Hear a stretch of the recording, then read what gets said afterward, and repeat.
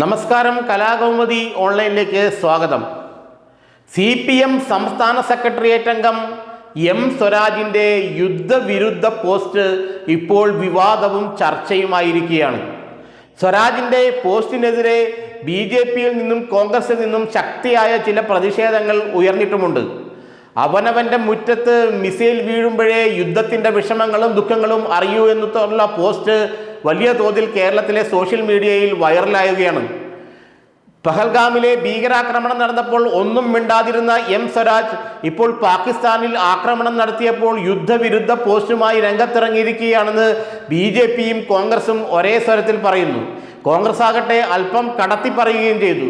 കണ്ണൂരും മറ്റ് പരിസര പ്രദേശങ്ങളിലും കോൺഗ്രസ് പ്രവർത്തകർ നിഷ്കരണം ആക്രമിക്കപ്പെട്ടപ്പോൾ, കൊല്ലപ്പെട്ടപ്പോൾ ഈ സ്വരാജ് വാതുറക്കാൻ തയ്യാറായില്ല.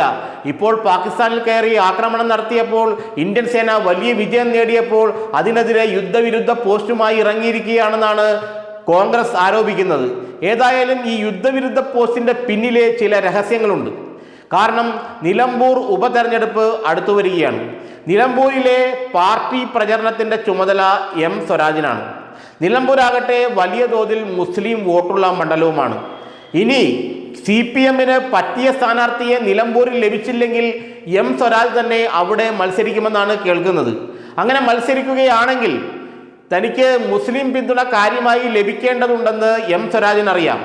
അതിനുവേണ്ടി സ്വരാജ് ഇറക്കിയ തന്ത്രമാണ് ഈ യുദ്ധവിരുദ്ധ പോസ്റ്റ് എന്നാണ് CPMലെ ചില സ്വരാജ് വിരുദ്ധർ അടക്കം പറയുന്നത്. കാരണം നിലമ്പൂരിൽ തന്നെ വലിയൊരു മനുഷ്യസ്നേഹിയായിട്ടും യുദ്ധവിരുദ്ധ നായകനായിട്ടും സ്വയം അവതരിപ്പിക്കാൻ വേണ്ടി അദ്ദേഹം ചെയ്തു വച്ച പണിയാണ് ഈ യുദ്ധവിരുദ്ധ പോസ്റ്റ് എന്നാണ് CPMലെ ചിലർ പറയുന്നത്. ഏതായാലും സ്വരാജിൻ്റെ പോസ്റ്റിന് ധാരാളം ലൈക്കും ഷെയറും കിട്ടുകയും ചെയ്തു. മാത്രമല്ല വലിയ തോതിലുള്ള കമൻറ്റുകളും ആ പോസ്റ്റിന് പിന്നാലെ ഉണ്ടായി. കോൺഗ്രസ്സുകാരും BJPക്കാരും സ്വരാജിൻ്റെ പോസ്റ്റ് കയറി അക്ഷരാർത്ഥത്തിൽ മേയുകയായിരുന്നു. പഹൽഗാമിലെ ഭീകരാക്രമണം നടന്നപ്പോൾ ഒന്നും മിണ്ടാതിരുന്ന ഹമാസ് ഭീകരർ ഇസ്രായേലിൽ ആക്രമണം നടത്തിയപ്പോൾ ഹമാസ് ഭീകരരെ പിന്തുണച്ച ഈ എം സ്വരാജ് ഇപ്പോൾ ഇന്ത്യ പാകിസ്ഥാനിൽ ആക്രമണം നടത്തിയപ്പോൾ മുകുന്ദൻ്റെ നോവലിലെ വരികളുമായി ഇറങ്ങി ഇന്ത്യൻ സേനയെ അപകീർത്തിപ്പെടുത്താൻ വരെ ഇറങ്ങിയിരിക്കുകയാണെന്നുള്ള രീതിയിലുള്ള കമൻറ്റുകളാണ് അദ്ദേഹത്തിൻ്റെ പോസ്റ്റിന് താഴെ നിറയുന്നത്. ഇതോടെ CPMും വെട്ടിലായി. കാരണം സ്വരാജിൻ്റെ ഈ പ്രവൃത്തിയെ CPM അംഗീകരിക്കുന്നില്ല, അല്ലെങ്കിൽ ഈ പോസ്റ്റിലെ സാരാംശത്തെ CPM അംഗീകരിക്കുന്നില്ല എന്നാണ് നമ്മൾക്ക് മനസ്സിലാക്കാൻ കഴിയുന്നത്. വരുന്ന ദിവസങ്ങളിൽ നിലമ്പൂർ ഉപതെരഞ്ഞെടുപ്പിൻ്റെ കാര്യങ്ങൾ ചൂടുപിടിക്കുകയാണ്. പ്രചരണത്തിൻ്റെ ചുമതല എം സ്വരാജിന് തന്നെയാണ് എന്ന് മാത്രമല്ല CPM അവിടെ സ്ഥാനാർത്ഥിയെ കണ്ടെത്തിയിട്ടുമില്ല. അവസാന കൈക്ക് പറ്റിയ സ്ഥാനാർത്ഥി കിട്ടിയില്ലെങ്കിൽ സ്വരാജിനെ തന്നെ അവിടെ നിർത്താനാണ് CPMൻ്റെ ആലോചന. അതുകൊണ്ട് ഒരു മുഴം നീട്ടിയെറിഞ്ഞതാണ് സ്വരാജ് എന്നാണ് പലരും പറയുന്നത്.